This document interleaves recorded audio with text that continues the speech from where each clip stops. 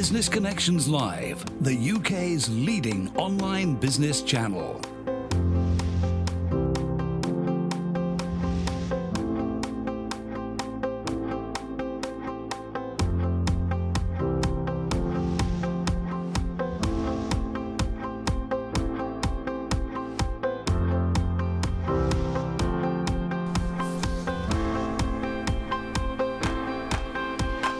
This is Business Connections Live with Steve Hyland. Hello there, welcome along. This is Business Connections Live, the program for entrepreneurs, SMEs and business owners. And we're live as always on a Monday afternoon. It's great to have your company with us. Got a great show lined up for you today. I've been really looking forward to this. There have been so many tweets have been going out over the weekend. Since last week, in fact, there's been loads of tweets going out. A lot of reaction to the topic that we're going to be talking about today. Today we're going to be discussing a whistle-stop tour of the key elements that need to be considered if you want your website to work for you. Now, we all want that, don't we? But how do you go about doing it? What are the key things that you should be considering when it comes to, dare I say the words, SEOing your website? And does it stop when you SEO your website? Is it really about SEOing, if you can call it that, your entire digital profile? Should you be looking at your blogs, the way you use social media? All of that. Is it all important, or is it just one bit that you need to concentrate on? To explain all and reveal all to us today in the studio is Polly Buckland. She's the Managing Director of Typeface Marketing. So it's lovely to have you with us today. Thank you very much for joining us. You're welcome. Now, I rattled on there for a moment, and before we get into the nitty-gritty of it, tell us a little bit about your business, what you do. We are a full-service marketing agency based in Basingstoke, Hampshire.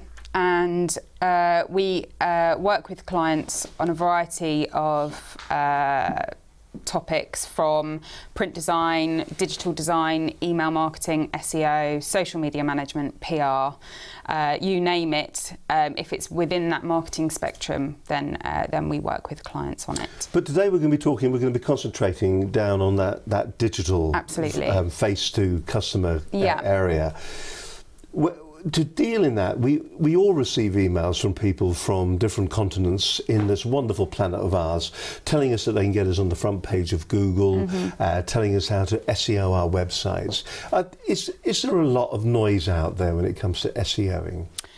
So much noise. There's what's called black hat SEO, which is what used to work in the olden days, which will now actually... This is the naughty stuff, isn't it? Yeah, negatively impact the profile of your website.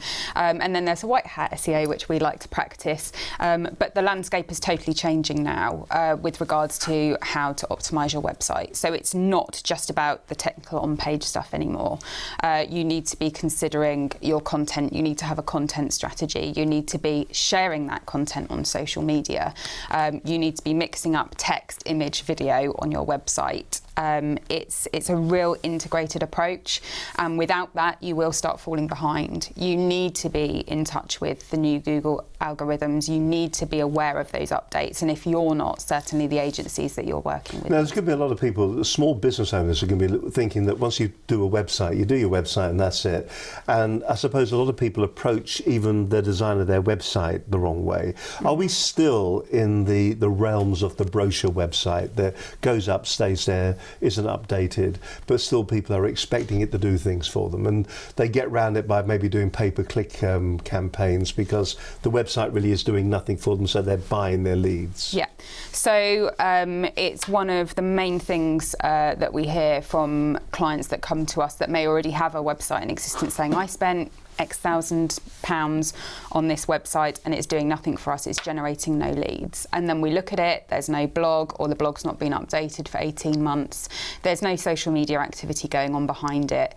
And we'll do an SEO audit and we'll very soon find that actually that website's no longer responsive, mobile friendly, which as of sort of over the new year, if your website is not mobile friendly, then it will pretty much not be indexed. So it's called mobile first index. Wasn't this last year? Last year, the year before, we had Penguin come out or something, and that was the one. And there was a lot of people talking about it being mobile friendly, and then we were all waiting for Armageddon to come along if your site wasn't, and then it just seemed to pass us all by. It's now here. It's now here. It's actually it's taken a while to arrive. If your site's not mobile friendly. It happened over the new year. So what it means is even if your prospective client is Googling you from a desktop, Google will still rank the mobile version of your website first. So if your website is not responsive and mobile friendly, it won't be indexed. So your traffic will drop off. It will just go. So there are free tools online. If you Google,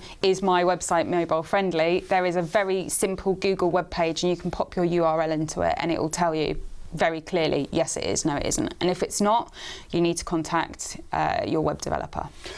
Your background's marketing, so you are, and I know within your organisation, your co-director, you've got the skills to SEO. But if we were to take the word search engine optimization out, all this is just purely about marketing. Yeah. This is using the tools correctly. Absolutely. I mean, I suppose you could have page advertising optimization as well, or you could have on-car optimization advertising.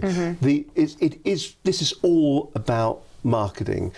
So then, if we were to work through which are the important parts, how important then within your marketing campaign is your website? Marks out of 10 for the website. How important is it? Now, 10. 10. Yeah. Social media interaction, how important? You know I'm going to say 10 to everything, don't you? Are you really? Yeah, it's all equally as important, and it needs to be integrated. So everything. So the website, the social media. Yeah. Writing blogs. Your important? content. Yeah. Content's important. Yeah. What have we missed? Email marketing. Email marketing. How important is email marketing? Now, a lot of people say email marketing is dead because we get so much spam out there now. Yeah. But is it dead? No. So how important is that to your marketing? Incredibly important. Well, actually, your email marketing is as strong as your database. So if you've got a strong, up-to-date database of relevant people that want to hear about your services and that are engaged, it's incredibly important. If you're using an old database of clients that aren't engaged, aren't interested, then you're wasting your time on even getting the email designed in the first place. Would I be right in saying that it's better to have half a dozen high quality confirmed clients on your database as opposed to having 600 who never interact with you? Absolutely, yeah. Because when you look at your email campaigns, when you look at your click rates and your unsubscribes and your open rates, they're going to be massively skewed if you're marketing to an uninterested audience. So if your click rate will be high on an email campaign that is sent to people that actually want to read about what you're sending them. It's very interesting you say that, because I have a personal theory, my theory about dinosaurs, they're thin at one end, fat in the middle, thin at the other. No, the theory about YouTube is that that we've got a lot of marketing and PR agencies that just bring out the same twaddle each and every time. They talk about low engagement, keep your videos as short as possibly as you can, because by having short videos, da-da-da-da-da. And in fact, the Google Analytics are the thing that drives that. If you've got, every night we sit down and we watch a news program that lasts half an hour. Last night I watched Morse on the television, that went on for 2 hours.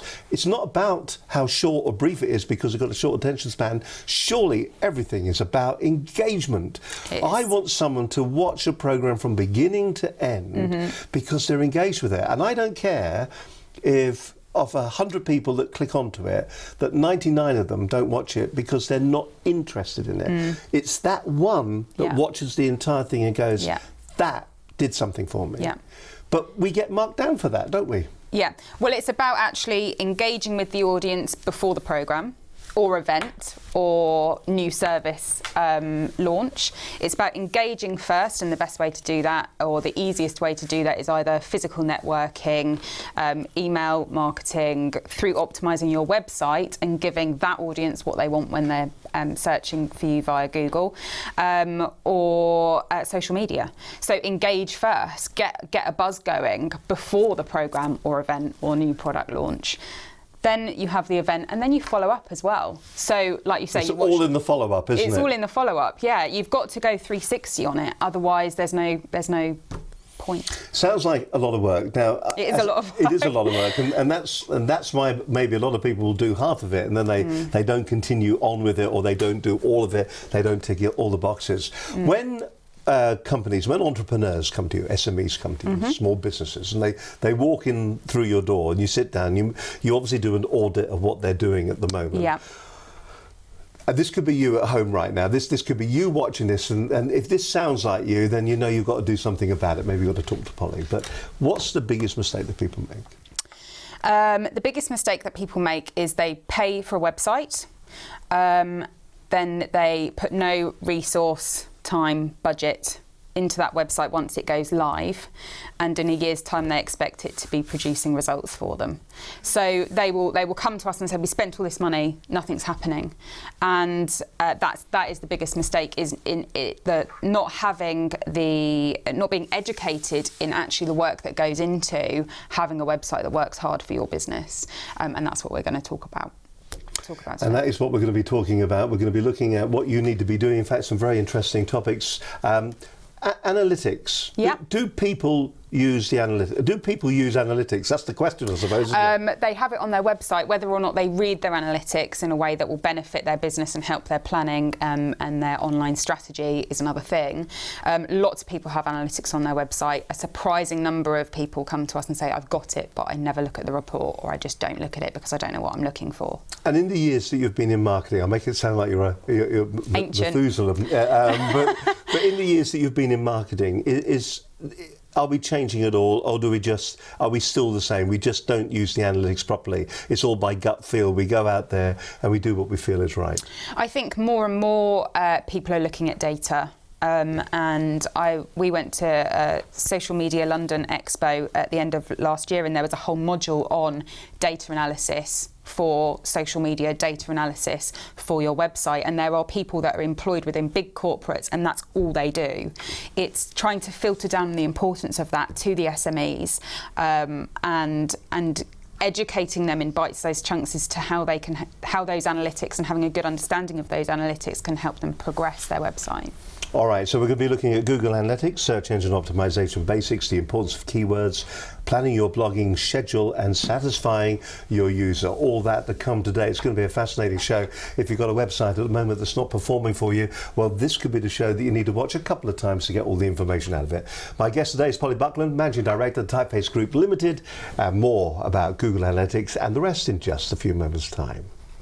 It's great to have your company as always. We're live on a Monday. If you do want to maybe ask Polly a question while the programme's on, you can always tweet it in, go to BCL Business TV, hashtag BCL Business TV, and then you can we'll get the question to Polly, and we can sort of see if we can get an instant answer for you. But there's no two ways about it. We do it, everybody does it. You put a website up there and you just expect it to work. I think there used to be a time when you would get these small radio stations would start, and just because they were on the air they thought people would actually listen to them.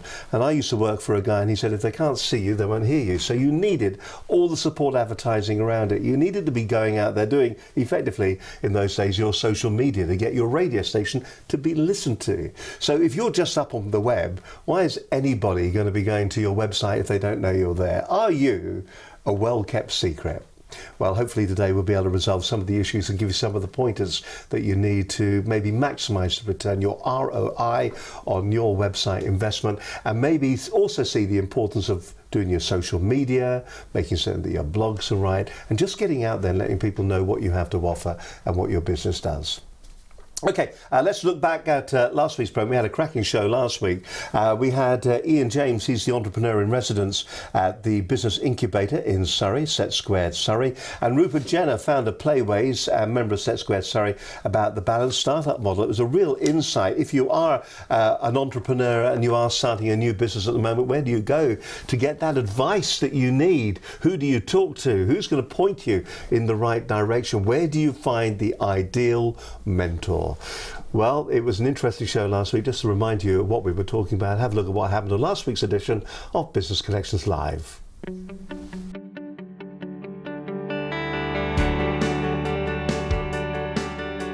On today's show, we're going to be talking about balanced startup models, which define the four main business areas that entrepreneurs must address in order to succeed and get their business ready to apply for funding. Now, joining me in the studio today is Ian James, entrepreneur in residence at business incubator Set Squared Surrey, and also Rupert Jenner, founder of Playways and a member of Set Squared Surrey. And today we are talking about the balanced startup models. It's a term that we've developed in the incubator to basically encourage companies to look at the whole of their business. A lot of entrepreneurs, they come up with an idea, which may be a great idea, but if they only focus on the idea, then they may get into trouble after a while.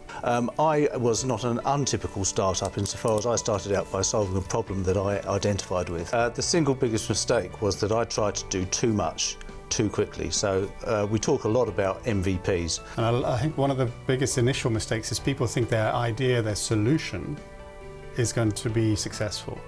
But we turn it around and say, well, what problem are you solving? And then whose problem is it? Once you've shifted that thinking from what I'm going to fix to what am I fixing and whose problem am I fixing, then you're starting to think from a customer's perspective. The balanced startup is a model that we use in the incubator just to frame the work we do. But the work we do is very much ad hoc. So it's not a manual-based thing. It's really the framework is behind us. But we help companies wherever they are in their journey. What we do is we don't, as I said, we don't impose thinking on people. We don't tell people how to do their business. We understand where they are, what they need, and we have a range of expertise available to them based on what they know. But what we do is we pair up with something like a mentor. So when a company comes into the incubator, we generally match them with a mentor who will work with them maybe half a day, anything up to 2 days a month. And that mentor would be relevant to that business. What I think is great about Set Squared is when I went in there, it's not a prescriptive list of thou shall do this, you shall do that. And I would be no different to most other entrepreneurs at that early stage, and I probably wouldn't have listened to any of that at all. What Set Squared did was they helped me to look at my business from a business perspective. Okay, I'm Ian James from Set Squared Surrey. I'm an entrepreneur in residence. I support small startup tech companies on their journey to growth. Key takeaways from today, I think, is really just don't get too put off by all the challenges that we've talked about. Yes, it's a challenging thing, but it should be exciting. If you've got an idea, if you can see a problem that you want, you believe that should be fixed, and you've got an idea of how to fix it, come and talk to us. Phone up, it doesn't have to be us, phone up a local incubator, go and talk to a business advisor who will be able to give you a sense of, does this have potential? Give you a bit of feedback on your idea, on where you might benefit from advice or from mentorship, and then we can sort of take steps to bring you in the incubator if we think it's viable. Don't give up your day job if you're not really prepared to do it, but you can do it in parallel. So build a bridge to a new career if you're really passionate about it, or if you've always wanted to start a business, give it a go, but come and talk to us first. Hello, I'm Rupert Jenner. I'm the founder and CEO of Playways. So what we've been talking about today are some of the lessons learned as I've been through the Set Squared incubator. To make it easy to remember, I've got an acronym. It's AARRR, or R, and that stands for, the first one is acquisition. So have a think about when you're starting a company, how you're going to acquire customers. It's all very well to say there's a market of 1 billion people, but have a think about how you're going to reach those people. The second A is activation, and that is how you actually get those people to start using your product. What is it that they're going to look at in your product that says, I need that product? What pain are you solving? The first R is retention. So once somebody has downloaded your product or registered on your product, is how do you actually keep them coming back? What makes your product sticky? Because there's no point in getting millions of people to come and register on your product if they immediately leave and never come back again. The fourth one is referral. So we all want to make things viral.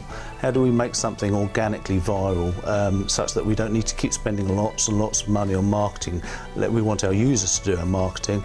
And finally, the all-important one where all roads lead, and that is revenue. Ultimately, your business is not going to go anywhere unless you can actually convince people to pay for it rather than just use it.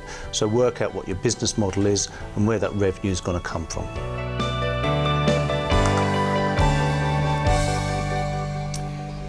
Absolutely fascinating show. If you want to watch the entire program, just simply go along to the website and you'll find out more about what you should be doing if you are an entrepreneur. Maybe you're starting your business up at the moment. You may be looking for funding. Maybe you're just looking for a mentor to push you in the right direction. The thing is that we go into business and we think we know everything. In fact, what you find out very quickly is you know about what you've gone into business to do, but you don't realize all the bits around it. And by having a mentor, of course, they can talk to you about funding. They can talk to you about marketing. They can talk to you about maybe SEOing your website, which is what we're talking about today.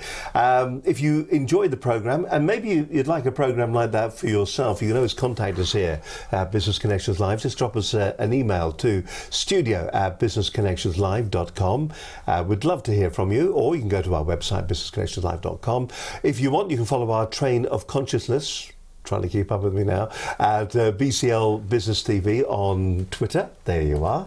And if you want to give us a call and tell about, I don't know, I've ordered today, haven't I? If you want to give us a ring, you can always talk to us as well on 01784 256 777. And don't forget as well, we're getting a lot of interaction and a lot of feedback as well from iTunes, but also from Facebook Live. If you're not using Facebook Live at the moment, maybe to promote your business to your followers on Facebook, then you should be doing that. We get a lot of interaction from it, get a lot of positive comments coming back, and maybe you should be doing that as well. If you want to watch the show when it's broadcast live on Facebook, then simply go along to our Facebook page and follow the link that's on the screen right now.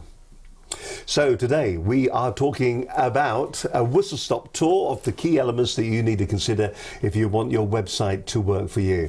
My guest today is Polly Buckland. She's the Managing Director of the Typeface Group. So I kind of teased prior to that we were going to talk about, probably, it sounds like the world's most boring subject in the whole world, sitting there going through figures and analytics, but we're going to talk Google Analytics, the basics. Where did we go wrong? Are we reading the analytics that are there incorrectly? And are we reading them at all? Lots of people don't read them at all. There are some businesses that will have an SEO agency that are working with them that will be managing that on their behalf and feeding them reports. If you're doing it yourself and you've invested time and resource in your website, then you absolutely need to be looking at a few key elements to make sure that your website is working for you. And of course, any activity that you do put time into is having a return in terms of traffic and conversions on your website. So are there any quick fixes when it comes to Google Analytics, and what are the key things that I should be looking at? The key things you need to be looking at is when you log in and you can see your dashboard, everyone will instantly look at their traffic and want to see those big numbers of how many people are visiting their website. What I would be more inclined to focus on is how many people are engaging with the website. So you need to look for your bounce rate. And a standard bounce... Well, before you talk about bounce rate then, so a standard bounce rate, you're maybe leading that. Yeah, don't do that. A standard bounce rate is, you were going to say? I was going to say about 40 to 50%. So because there's so many websites out there and there's so much traffic, people will land on your site and about 50% of people, for argument's sake, will bounce off again. And it means people not engaging with your site any further than that landing page, bouncing away. All right, now that's the textbook explanation of bounce rate. So what does that really mean? Does it mean, say I've done a social media campaign and people have gone to my site, they've read what I've written, that blog that I've put out there, the words of wisdom that have come from the end of my fingertips, they've read all of that, and then they clear off. They don't go anywhere else on the site. Is that considered a bounce, or is that considered engagement? It's considered a bounce. So even though they've read the blog? Yeah, because they haven't engaged further with the site.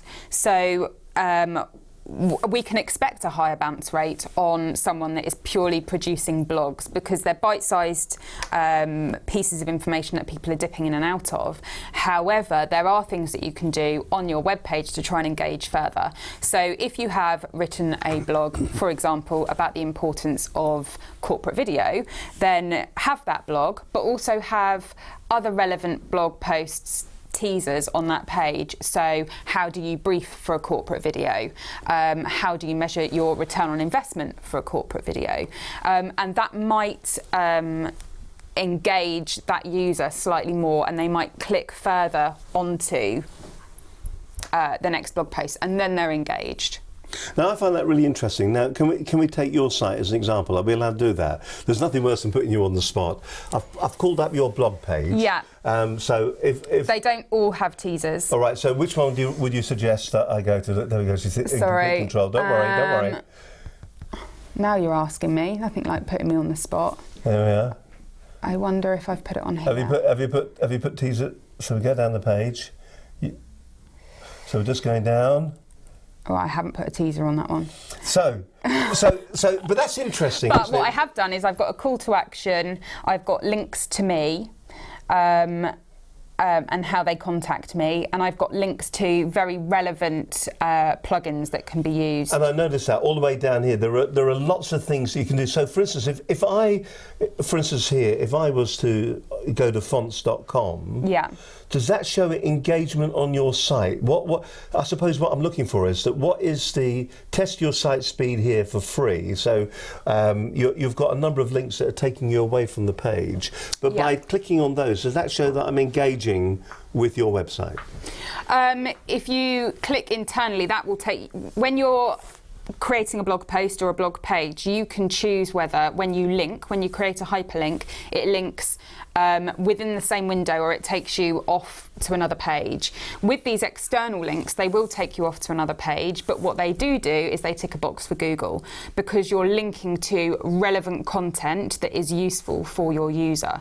So within any one blog post, there will be external links out. That's helpful. It's just helpful that I've put that there, that they can test their site speed. But then there will also be internal links. So we might say about designing your website, and then we will link them through to a page on our website or another relevant blog post. I suppose what that shows is that there are some blogs that will stand in isolation.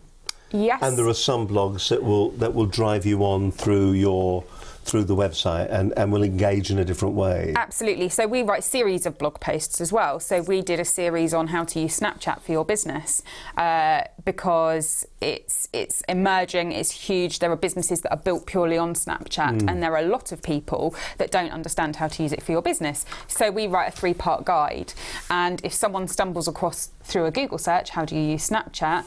The 3rd part of our guide, when they look at that, they can directly link to part 1 and part 2. So there are some blogs that it makes more sense to have those teasers on. And likewise on our services page, we would have, we build websites. Have you read these blogs that we've written on how to write a brief if you're thinking of a website? What key questions to ask if you're going to have a website built? Because again, people will, going back to the SEO topic, it all comes down to price when someone's going to buy a new website for their business. They might have 3 quotes. One might be £1,000, one might be £3,000, one might be £10,000. The first question they need to ask each of those businesses is, what am I actually getting for my money? And I can imagine that the £1,000 quote won't include a full keyword analysis, search engine optimization, on page and optimized web copy, whereas the £10,000 one probably will. I hope you didn't mind me doing that. I put you on the spot there for a moment, and I think it's important that it is horses for courses. So in summary, what we're saying then, what we are attempting to do is that when people come on the website, you are looking to keep them on your website and to give them as much information as you can for as long as you put. You want to see them actually having a journey through your website. Yeah. What about the voice? When you write, the voice of your website, the voice of your business online. A couple of years back, there were a lot of organisations, a lot of companies that would stand up and go, we've been established for 300 years, we've got 500 people working for us, we've got 400 company cars, and we're by a river.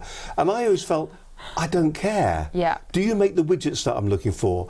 And should it be in the first voice or the third voice? What should be the voice of your website when you're talking to your client or your visitors? It's very much needs to underpin the personality of your brand. And so what we do, and it's a really important exercise actually, is any client that we're starting to work with, whether it be for web copy, blogging, social media activity, we get them to fill out a copy brief, and we sit with them and we ask them probing questions about their brand, about the tone they want us to use. If their brand or company was a person, who would it be? They need to understand first as a business what this personality needs to be before engaging with an agency to talk on their behalf. So if you were talking to me right now, the Yeah. typical questions you would, I may not answer them, but the typical, I keep putting you on the spot, and I do That's all right. apologise, but the typical questions to ask, because obviously our viewers are going to be thinking to themselves, they're going to be sitting there going, so how can I shorthand this today? What are the things that, Yes. before I talk to Polly, how could I prepare myself? Yeah. So what would be the typical questions you would ask me then? We've got a blog on our website actually with how to write the perfect creative brief somewhere, so you could find that. Right. But ultimately it would be what is your core proposition? What do you actually do in layman's terms? Who are your competitors? Who is your audience? If you were a person, who would you be? What objectives are you trying to achieve through your digital communications? And from that kind of generally probes enough, because we're talking with the business owner that has this idea of their business all in their head, and they don't necessarily ever write it down on paper and see it in black and white. So it really clarifies in their own mind what they want their brand personality to be, and in their own mind how they want that to come across through their digital communication. It's interesting, if you actually go onto their website, thetypefacegroup.co.uk, and then if you find, this is the blog, Creative Brief is the one we're talking about, describe in plain English what your company does, what is your core proposition. This is all basic business stuff, but we all forget it on a regular basis. The audience, who are you talking to, in as much detail as you can muster. The competitors, who is out there doing what you're doing? What's the personality of the business that you've got? Looky, include visual references which you think may be useful, what to do and what your dislikes are.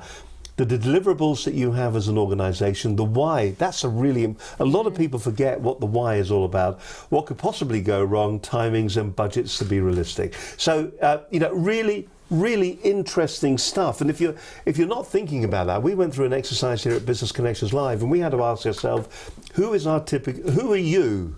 Who is our typical viewer? And we went through an entire process: age, what they did as hobbies, where they go, what their lifestyle is like, and all of those things that we had to consider. And you've got to do exactly the same for your website as well, I would imagine. Yeah, absolutely. And it's about, once you have that information, what are you going to do with it? So you can look at going back to Google Analytics, you can look at the analytics, you can know what your bounce rate is, you can know where you're acquiring this traffic from, whether it's organic or social media or email marketing or pay-per-click.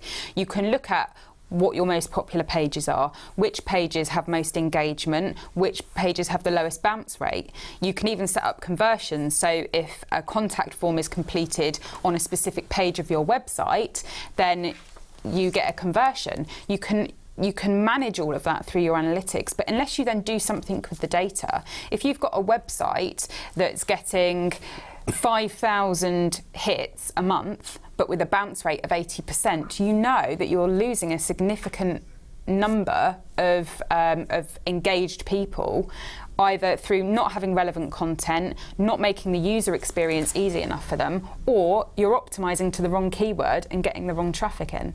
There's so much you can learn from analytics. I could go on.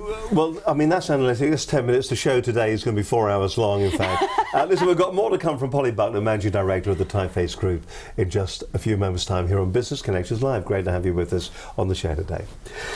It is going to be a tricky one today, actually, because there is so much. And it also seems, would I be right in saying that there are lots of wrong ways, but there's probably no single right way. No, absolutely. You've got to underpin your brand. You've got to work in a way that's comfortable for you. There are certain businesses, because we say everyone needs to be on social media, everyone needs to be blogging, everyone needs to be updating their website on a regular basis, everyone needs to be considering email marketing. There are certain businesses that we go to and we say, okay, 90% of businesses we say should be on Facebook, but for you it's just not relevant. You need to be on LinkedIn and Twitter. There are certain businesses that say we have got nothing to write about, we are so niche. So they need to be adding case studies to their website rather than blogs that would be still relevant to their audience. There is more than one way to skin a cat. I thought you were going to say skin a cat. All the cat owners that are out there, we do apologise. No cats were injured during the making of this programme. Thank you very much, Gordon, for feeding me that line. Thank you very much indeed, yes. OK, my guest today, as I said, is Polly Buckland. She's the Managing Director of the Typeface Group. In just a moment, we're just going to give you a brief summary of the search engine optimisation basics. Is that going to be OK? Yeah. And then after that, the importance of keywords. Now, we're trying to get through all of this, planning your blogging schedule if we have time, and also satisfying the user. But I think the importance of keywords and search engine optimization basics are really the crux of what we're trying to get over today. Now, a couple of weeks back on the program, we had Penny Power, who has got the best name in the whole world for a lady DJ. Penny Power, OBE, why we need to be digitally skilled and highly connected. She was on Business Connections Live, program 159. It was just before Christmas, in fact, the 5th of December, when she's on. So why do we need to be digitally skilled and highly connected? How business is changing and is forcing us all to become digitally skilled and highly connected. One of the things that she said to me, which has lingered with me since our discussion, was that she does business in the gaps. If you want to find out more about Penny Power, here's a quick reminder from that programme on Business Connections Live. I am Penny Power. I'm from the Business Cafe. You can tweet me at Penny Power and get in touch with me. My big message to the world is friendship first, and in a socially connected world, really understand your value as a friend to others, and then I think your business will flow a lot better and a lot more joyfully. She is a great lady. We really enjoyed her. She was a great guest on the programme, as is Polly as well, for that matter, but a fantastic guest on the programme. If you get an opportunity to watch that, it was coming from a different side. And also watch out for her business cafes, because she felt she was in an inspired moment. She was out, she's sitting there with a load of other business people, and they were all doing business in the cafe. She thought, wouldn't it be great if there was a cafe that was specifically for doing business in? The Business Cafe was born, and that's what she is currently in the process of setting up across the country. But a great show to watch, really inspirational as well for that. If you want to go to the website, you can always follow us here, or go to the website anyway at businessconnectionslive.com. Don't forget, you can drop us an email if you'd love a programme like this, or maybe if you're part of an internal communications team, something like that, and you just want to get your message out there, then drop us an email to the studio at businessconnectionslive.com. You can follow our no, don't worry, I'll do it the right way around. You can give us a call if you wish on 01784 256 777 and have a word with either Linda Bazant or myself, Steve Highland. You can follow our stream of consciousness at BCL Business TV. And finally, don't forget to watch us on Facebook as well, for that matter. There's Twitter, and one more, there's Facebook. Thank you. And the website, should we have the website too? Oh wait, there it is. businessconnectionslive.com. Loads of great information on there as well if you are in business. Remember, there are over 200 hours of free business advice. Everything from fundraising all the way through to marketing, sales techniques, and also SEO for that matter. My guest on today's show is Polly Buckland. She's the Managing Director of the Typeface Group. We are talking about SEO. We were talking about engagement before our short little interlude there. What you should be looking at, search engine optimization basics. This could go on for an entire show, probably on its own. But if there were some key basics, the key things that if I was doing just a couple of things today, what would they be, Polly? Your website needs to be mobile friendly. So check that right, first. Mobile friendly. So if you Google, is my website mobile friendly? a Google page will come up. You can pop your URL into that and it'll say whether you are or not. You need to be adding regular content to your website through blogs, case studies, products. If you don't, Google won't come back and re-rank you. So if you had your website built 18 months ago and you haven't done anything on your website in 18 months, but your competitors have, they will be ranking higher than you.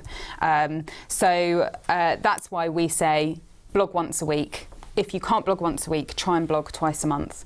But don't blog about anything. You need to be blogging relevant content. Google wants you to be helpful to your visitors. So don't just write blog after blog about what you can do to sell your services. What you need to be looking at is what people are searching for. And that's where the long tail keywords come in. So, excuse me? Long tail keywords? Let me write that down. Long tail. Now, a lot of people will assume that when you're looking at keywords, what you're really looking at is you're looking at single words. So, for instance, if I wanted a pair, if I wanted a pair of boots, and I sell boots, then I put boots in. Yeah, then you're competing but the trouble with is, Boots the Chemist. I'm competing with Boots the Chemist. I'm competing with everybody else in the whole world that is selling boots. So you have a long tail keyword is what then? It's basically more descriptive, and I call them like key phrases for want of a better description. So it might be, is my website mobile first index ready? It's a longer, more specific term. So it could be steel toe cap boots for construction sites. That are red. That are red. It's specific, but you need to make sure that it's searched as well. So that's where it used to be a free tool through Google AdWords where you could look at a specific keyword and then Google AdWords would give you some examples within that range of keywords, and it would let you know the volumes of traffic that keyword was getting in the previous month. That's now no longer a free service. So you need to really engage with someone that can do that keyword analysis for you. But also, as well, if we just look at, I've just typed in red boots, there is a bit of a clue. So I've typed in red boots as my search. And down the bottom, of course, it does show you down the bottom here, doesn't it? Related searches. So should you be looking at those as well as your long keyword things, or is that a fallacy? Because some people are saying you don't need to do the research tool. You can use the search related to red boots links. Can we just show the links again that I'm talking about? They're down here at the bottom of the page. Yeah, I would absolutely do a proper keyword analysis, and I'll tell you why. Go and tell me why. Everyone is time poor now. They just are. Blogging. When we tell clients that they need to be blogging 4 times a week, they nod, they glaze over, and they think, where on earth am I going to find time to blog once a week? The reality is, if you're going to do it properly. What you need to be looking for, if you want a quick win, you need to be looking for search terms or key phrases that are relevant to your business, that have a decent monthly search traffic with low to medium competition online.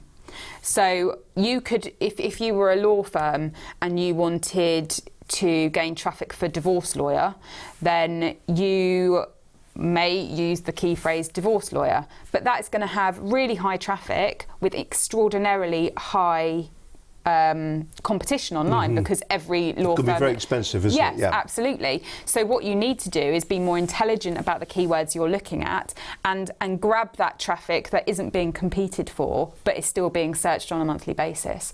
So when you get an email from a company that says we'll get you #1 on Google, the first question, well, I would delete it immediately, but the first question I would ask if you're going to go back to them is, well, how do you know what key term I need to be relevant for? What traffic is it getting and what competition does it have? Well, and that's interesting. We've all received those. I'm sure you have as well, where you've received an email, and in the email it says you are not ranking for your keywords. Well, how do you know? You don't know what my keywords are.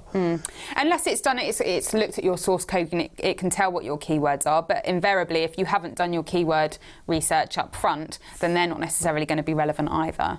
So the foundation is get some good keyword research under your belt. And write a blog schedule for that. So what we do is, so it becomes more achievable for businesses, we do a keyword analysis, then we put it into a schedule. So we say, for the next 3 months, this is what your blog schedule will look like. So you know that you will be consistently putting out relevant content onto your website that's useful to your clients, that ticks boxes for Google, and ultimately gives you unique content to share via your social media networks as well, which you can't forget is very, very important. I'm a Mickey Mouse sized company. I feel I can't afford you at the moment. So can I do keyword analysis myself? And are there tools out there to allow me to do it? There are paid tools. It's paid now, but for a minimum understanding, you can go to Google AdWords, and they do have a keyword planner and a keyword tool, but it gives you very broad information. It will say this was searched between 1,000 and 2,000 times last month. So it doesn't give you the nitty gritty, but it can help you to look for key phrases that are being searched. Yeah. It's half the problem that we've got all this information, and it's like all information that you get. It's the analysis of the analysis, which is actually quite difficult, and that's where people like yourself come in. There's an absolute art to it. I will come up with a blog post. I can write a blog post about what I talk about all day long with clients, and then I will search a keyword for it, and my co-director Natalie will go, no, that's not the right keyword for it, because there's an art to finding keywords that are relevant and that will get the most engagement, and that's what she's very, very good at. So it's worth finding an agency that's good at this, that can find those keywords for you, and that can put it into a blog schedule for you, and then you can go away and write your own blogs. We've got on our website, we've got a free resource about how to properly write an optimized blog post. We've got that guide. You can do it yourself. We're not saying that you can't write your own content. I suppose the situation is you can actually, and this could well be the problem, we can give you all the information. In fact, most businesses, we could sit here and tell you how to go A, B, C, D, E, F, all the way through the process of actually doing this. And the chances are you probably still won't do it. Mm.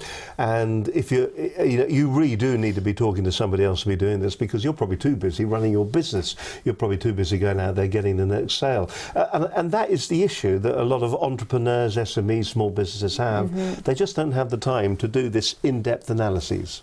They absolutely don't. What you can also consider is you've probably got case studies sat in your business somewhere that aren't being used.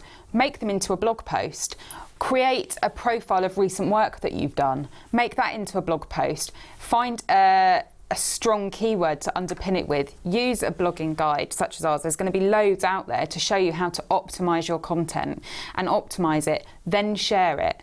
It's a very clear process to us because we live and breathe it.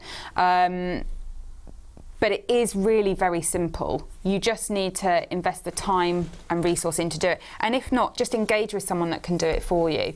And just make sure that they report on it for you to show you that organic growth in your website and to show the increased engagement on social media. And then you'll be able to start to measure the success of your efforts and your investment. So what we should be saying then is, if you're in a very competitive market, be looking at long tail keywords, yep, which is effectively a sentence. Some people come up against things called stop words. Yeah. What does that mean?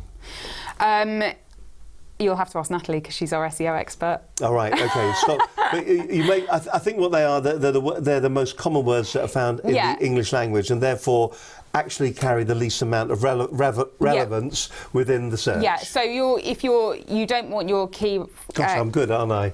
See the way I did that. You don't want your key phrase to be painting and decorating in the country houses. You want country house interiors, maybe. It needs to be real rich words that you're using, and ultimately you will see that through your keyword analysis. All right, so that's the importance of keywords, and it is very important. By the way, let's just go back to being mobile friendly. Linda Bazan is our post-Brexit and due diligence expert, lawyer, and co-owner of Business Connections Live, and I put her website, Linda Bazan, Brexit, are you ready to vote to leave the EU and the triggering, and just put there, look, 2 blocked resources, which is interesting, which we'll look at, but the page is mobile friendly, and it's very easy. You just simply put it in and it will bring the actual page up showing you whether your website is mobile friendly, and then gives you the information that you need there. And that is actually, you just put in, is my website mobile friendly, and this is a Google tool, this one here. Yeah. So they know what they're looking for. If you're going to be going to the horse's mouth, you may as well go straight to the Google horse's mouth to find out exactly what they're talking about. We're going to talk, you keep alluding to the importance all the time of blogging, and I think a lot of people think that it's just something that they do when they've got a spare moment of time. I'm going to do a blog, and I'm just going to post it. The same way as we do it social media, where I've got a thought in my head, I'm going to do it. Planning your blogging schedule, in a sentence, how important is having a proper schedule for blogging? It's really important because it makes you accountable. If you've written a schedule, you're more likely to do it. Also, it means that you're not repeating messages or keywords, because if you have duplicate content or if you have 2 pages on your website with the same keyword, they can compete against each other. It helps you to plan your social media activity as well if you've got a blogging schedule, because you know the unique content that you're going to be providing. That's more than a sentence. You're right. I was just thinking that. It's a long sentence. But it just goes to show, we're going to talk a little bit more about that in just a few moments' time, planning your blogging schedule and what you should be putting into it and why it's so important to you. And also that leads on to why you should be doing your social media, because everything is hand in hand. Website, blogging, and social media. It's all to come on this edition of Business Connections Live. My guest on today's show is Polly Buckland. She's the Managing Director of the Typeface Group. More to come in just a moment. Listen, if you're enjoying today's show and you're thinking to yourself, this is a really interesting show, I'd love to be able to do that, because I've got some knowledge, some information that I'd like to share. Or maybe you're thinking to yourself, actually, what I would like to do is I would like to have a program like this for my organisation, for my business. Perhaps you're an internal communications specialist where you have thousands of people that work within an organisation, and you're actually having this issue where top-down communication just isn't working. We've all worked for organisations where that happens, where the top board think that they're getting it completely right. They feel that every thought that they have is being communicated down to the troops that are out there in the trenches. But in fact, what is happening is that people are interpreting it all the way down the communications chain. Well, wouldn't it be great if you could have a program like this that communicated with the entire business, so that one message that is being put together by, shall we say, the CEO, the managing director, the group CEO, head of finance, whatever, so that one message that is being actually put out there to the workforce isn't being interpreted, isn't being sort of confused or polluted as it works its way down the chain of command, but that one message is delivered either using video or audio. Now, if you'd like more information on that, you can simply go to our website and drop us an email. Drop us an email to studio@businessconnectionslive.com. We specialise in internal comms here at Business Connections Live. We do it for a number of large blue chip organisations and global organisations for that matter. If you'd like more details on that, then drop us an email, or if you wish, give us a call, 01784 256 777. After all, this is all about communication. This is all about talking. If you just want a few words of advice, or if you just want to be pointed perhaps in the right direction, I'm not saying that would be the right fit for you each and every time, but we can definitely point you in the right direction when it comes to making certain that your employee engagement, your employee comms is actually more effective. And you may be somebody that's working within a PR or marketing team at the moment, and you think that everything is in the written form. That's the way you do things. I write my communications. Well, maybe for your audience, watching or listening to the communications is going to be a better way. That's why video on your website is becoming more and more prevalent. They say in 2 to 3 years' time that every website will look like a multimedia TV channel, because that's the way the technology is taking us. Bandwidth is all available, and we can actually grow this. You need to be in there now. You need to be at the front of the queue. You need to be doing it today. If you are still writing bits of paper and sending them out, you need to be rethinking your comms strategy. talk to us and find out more. Incidentally, if you do want to watch Business Connections live when you're out on the move, you can always download it. You can go to iTunes. Phenomenal response on iTunes at the moment. Thank you very much indeed. But we'd love you to leave us a response, a review. Simply go, click on the link that takes you to view in iTunes, the programs, and then that will take you to the iTunes player. Then you can leave ratings and review. Click on that. Click, thank you. That'll take you down to this bit here that says write a review. Now, I want something nice said about the programme, how useful it was, and a 5-star review. That would be fantastic. We would really appreciate that. So don't forget, leave a nice review about the iTunes programme, and you can watch them all of them, all 200 hours of the programmes are there on iTunes waiting to be downloaded. So do go along to the site. And the website is businessconnectionslive.com. Now, let's move smartly on. You're watching Business Connections Live. We're live on a Monday. My guest on today's show is Polly Buckland. She's the Managing Director of the Typeface Group. And we've been talking our way through SEO, the website. So if you're joining us just now, planning your blogging schedule, we gave you some advice on that. Once again, let's go back to how blogging works. We've sorted out a schedule. We've looked at some of the things that are happening within our organisation that we can blog about. It just takes me back to the voice again. When you're writing them, do you write them in a particular voice? Is there a voice that is, when I say that, the tone of them, is there a more effective way of writing blogs? Do people like bullet points? Do they like long verse? How long do they need to be? I would always give the guideline of about 500 words. Always, which is nothing. Yeah, I know. Always a mixture of, if you can, image, text, video is excellent. Having a combination of all those things will give you the strongest content. Anything that you can pull out of that, so there are all sorts of plugins now where if you're quoting a stat or if there's a particularly strong quote in there, you can pull it out as a tweetable piece of content, so people can literally click straight from your blog post and tweet it directly to their audience. And yeah, 500 words. Make sure that your keyword is in the title, within the first paragraph. Your content is rich with keywords, but it's still readable because Google does take that into account. Try not to use a passive voice. Don't talk about what you did. Talk about what you're going to do. Oh, right, that's interesting. Be very much in the present. There are all sorts of tools that can help you do that. So something that we suggest to people if they are going to be writing their own blog is to check out Grammarly. Because what it allows you to do is check the grammar of what you're writing, but it allows you to keep an eye on that passive voice, and that's really important. And it makes sure that you're not duplicating any content, because we've had customers that say, yeah, we've got a blog, it's live, we blog all the time, and then you go and you look at it and it's all duplicated content from whether they've topped and tailed an existing blog, citing where it's from, but it's ultimately still duplicate content, and you will get penalised from that from a Google perspective. So if you're just chucking out blogs and you're not doing them properly, they can actually damage your rankings rather than improve them. I must admit, it's interesting that you mentioned Grammarly there. I use Grammarly, and I've got it logged into, and if you just have a quick look at the screen very quickly, you'll see there's just sitting there Grammarly for Chrome, check for grammar and spelling, show definitions and everything else, and then 75 critical fixes since January the 6th. Because I'm rubbish. I'm actually dyslexic, and what, not very bad, but bad enough that I can't spell.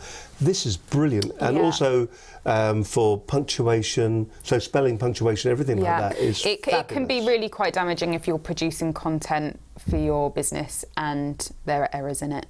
Just that little bit of attention to detail. And I know that people are busy and you're making a concession as it is to write a blog a week, but if you're going to do it, you need to do it properly. So have featured blog posts that are relevant. Try and get some unique photography for your business rather than using stock imagery, which does nothing really to speak of your brand because you've just bought it off the shelf. Mm-hmm. We're a great believer in investing in photography for your business, not only so you can have a strong mix of unique images peppered throughout your website, but your social media as well. And just have one shoot. You can get hundreds of images from it that can last you a year. But it really helps to build that identity. So I know you speak about the tone, but it's also about the visual identity of your business as well. Listen, I don't know how far how close we are towards the end. How long we got to go? So we've just there was one title here that kind of really intrigued me when I was looking at the questions that we were going to ask you today. Satisfying the user. Is that really, should that be the words that are sitting on our desk in big letters? Always. It's all about them, it's not about you. Yeah. And should that be carried all the way through our campaigns? Absolutely. How can you expect to engage with people when you're not really thinking about what they need? Again, I've said it a million times, it goes back to your keyword analysis. So find out what people are actually searching. And those long tail keywords may actually be questions. Find out what they're looking for and write about it, because then you'll have an engaged user that is looking on your website. Google also wants to, when it lands on a page, it wants to see what you're talking about right at the top of the page, above the line, before you have to scroll at all. It has to be clear what you're doing. Now, when you say above the line, you actually mean before you scroll down. So this is before. This is. I'll just go back to your home page. There's the home page. So everything from there down to there is above the line. That's above the line, isn't it? Yeah. So you've got the cookies are there at the moment. Yeah. So, oh, by the way, we never mentioned that. The UK Blog Awards finalists, UK BA17. Very briefly, what does that mean? It means that because we practice what we preach and we blog very regularly, useful content for people that maybe run an SME or are invested in marketing of their own business. We were nominated for a UK Blog of the Year award at the end of last year, and we found out on the 2nd of January, I believe, that we were a finalist. So I think we're down to the last 6 or 8, and we find out in April. We go up to London, myself and Natalie, and find out if we won. Yeah, well, we're waiting for the invite. We'll be very happy to sit on the table with you with a glass of champagne to raise in celebration to you walking away with it. So the very best of luck on that. We ask all our guests, I mean, we're practically there at the end of the show today, but we ask all our guests to give the key takeaways for today's programme. So if you would, just collect your thoughts for a moment. What are the key things that we've got to remember out of what we've talked about today? For me, I think what's been important is the understanding of the importance of my content, but more importantly the analytics, and how the two work so hand in hand to make certain that by having the right content will actually allow the analytics to show that you are getting it right. And the other thing that would really surprise me is that if you are going to your analytics and you're looking at the number or the amount of people who are going to your website and the traffic that you are generating there, and that's the figure you're looking at, and you're not looking at the bounce rate. And remember, the bounce rate, they can go to your website, they can read a blog, but if they clear off at that point, that is still considered to be bounced. Now, that one piece of information alone today is worth watching the programme for, because that means that really all of us have got to sit back for a moment and go, okay, if I've made you read that blog, how do I make you read something else or do something else on my website? And we don't think about it like that. Maybe many of us will write blogs, and we will write those blogs in isolation. We write the blog, we post the blog, and we think that's it. It's gone. We don't look at, this is just no more than the top of a funnel, and you are driving people to do other things with you. And we've all really got to contemplate that, I think. And for me, that one lesson alone has been the most interesting one, along with all the others, of course. So what we do, we invite our guests to look straight down camera at number one, say who you are, where you're from, and the key takeaways that we should be walking away out the door with today, having listened to you today. Polly, it's all yours. Say who you are and where you're from. I'm Polly Buckland. I'm Managing Director of the Typeface Group Limited. And the key takeaways for me really are: look at your Google Analytics, understand how your website is performing before you invest any more time and energy into it. And then when you do so with a plan. So have a decent keyword analysis, understand what your users are looking for, make sure that you make it easy to read for them and easy to find. Have a mixture of text, image and video on your website, and make sure that it's all mobile friendly, otherwise you're not going to get found. Some really good advice, and that's what you need to be considering when you're looking at that. You can find Polly and the rest of. In fact, your team have been tweeting all the way through this. They will. They're good. My watch has been going absolutely barking on my wrist. Unique photography speaks louder than stock images. Well, that's the last tweet, but they've been tweeting all the way through. What a great piece of advice. Practice what we How preach. often we all do it. We all go and we find a bit of stock imagery, don't we? We stick it on there and we think, yeah, oh, talking about computers, I'll put a keyboard on there then. Very nice. So all of a sudden, what about personalisation? Is some people now have been led, they're personality led. Is that something that's worth doing, do you think? In terms of their communications, absolutely, unless they're not very likeable. And I guess that's the marketing team's responsibility really, is to agree that identity. For us, myself and Natalie are very much part of the business, and our team are at the forefront. Oh, thanks. We're at the forefront of what we do. So we account manage. People come in and they meet our team. They come in for a meeting. They still come into the main office and meet the team.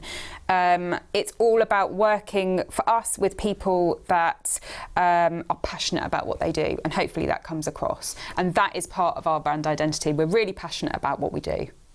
The caution that you would give to people that are out there, this is an industry of the king's new clothes, isn't it?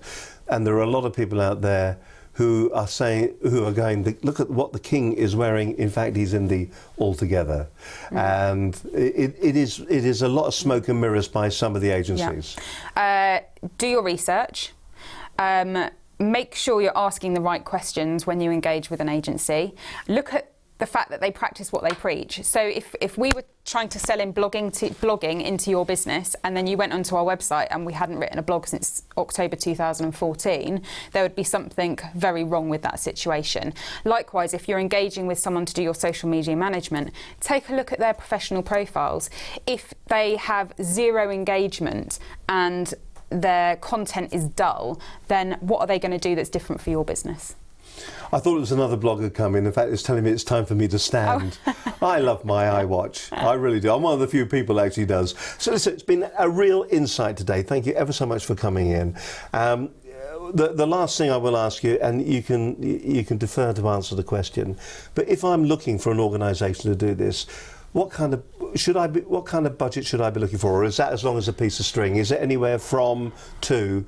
I mean, what would you expect? It's totally how long is a piece of string. You could get a freelancer to come in and work with you. You could engage an agency on a retained basis. For us, we say you need all of it. But there are... So talk. Sorry, what? So come in and talk to you. Yeah, absolutely. Come in and talk to us. There isn't a one-size-fits-all. But engage with an agency. We offer individual services, or we offer have us for a day, have us for 2 days, have us for 3 days, and let's talk month on month. What's going to work for your business? Because requirements change, business requirements change, so you've got to keep that communication open. If you want to find out all the details, you'll find them on the website, businessconnectionslive.com. You can just simply go to the blog of the website. You'll see the programme that is in there. If you're watching this on YouTube, or maybe you're listening to this at the moment on something like a Stitcher or something like that, if you want to go to Polly's website, then just go to the Typeface Group, all one word, thetypefacegroup.co.uk. You can find out more about them. The blogs are just a great read, actually. So just go through all of that. Some really good information on the site, well worth going along to, and just looking at it and finding out more about their organisation. My thanks to you for being our guest today. It's been really, really interesting, so thank you very much indeed. All right, a little bit of housekeeping before we walk out the door. Let's see what we've got coming up. In next week's programme, we talk to Steve Mills, the Prudent Marketeer. He joins us again, an old friend of us here at Business Connections Live, with hints and tips on retargeting ads on LinkedIn. LinkedIn, of course, are really, really changing at the moment. We've got Nigel Risner, the motivational speaker, coming up in the future. We've got Deborah Hume, she was talking neuroscience before. Ali Crump from the AA, Jackie Jarvis, James Potter, the LinkedIn, loads of LinkedIn, Tom Evans, author of Practical Mindfulness, all that and a whole load more coming up in the future weeks. But from me, Steve Hyland, and also from Polly Buckland as well. Have a great week. We'll see you next week. Bye for now.